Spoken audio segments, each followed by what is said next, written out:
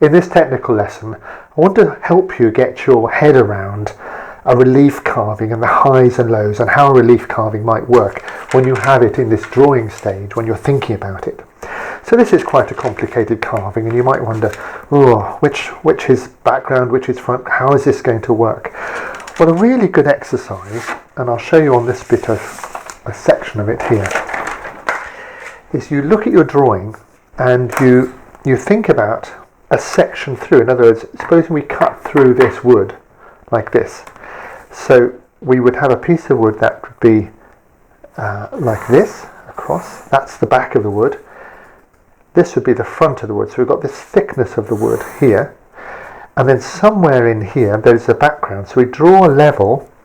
That's going to be the background across here. Do that lightly.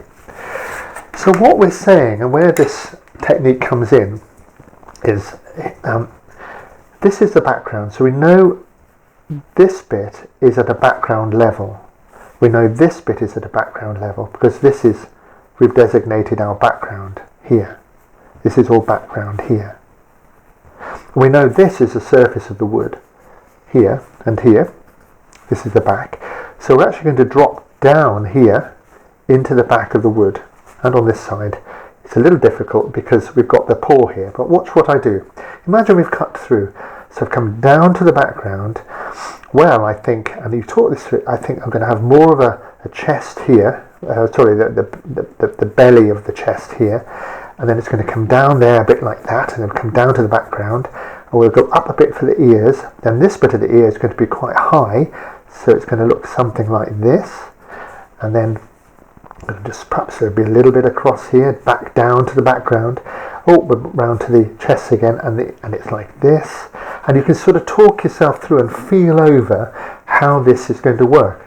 On the background, I'm going to up this leg, I'm going to up this leg, and I'm going to a little bit set in till I get to the top again. You don't really need to show the back line, but look, I've done it on this one. I've drawn it in. So what I've done here is I've just coloured in what I've drawn.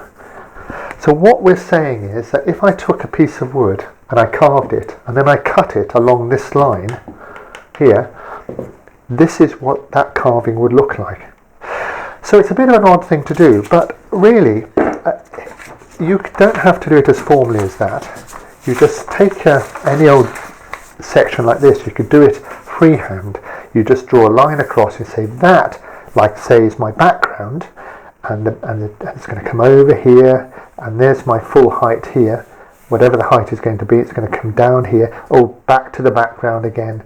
The bit for the ears, and this sort of way of working. So you're getting a sense of where the carving is going. Talking it through gives you a good sense of how the whole piece is going to work. So when you carve it, you know what you're doing. You know you've thought it through.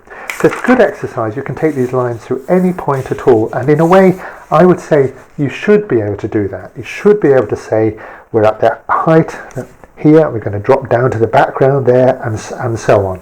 So it's a really good exercise, really worth doing for any relief carving that you might have.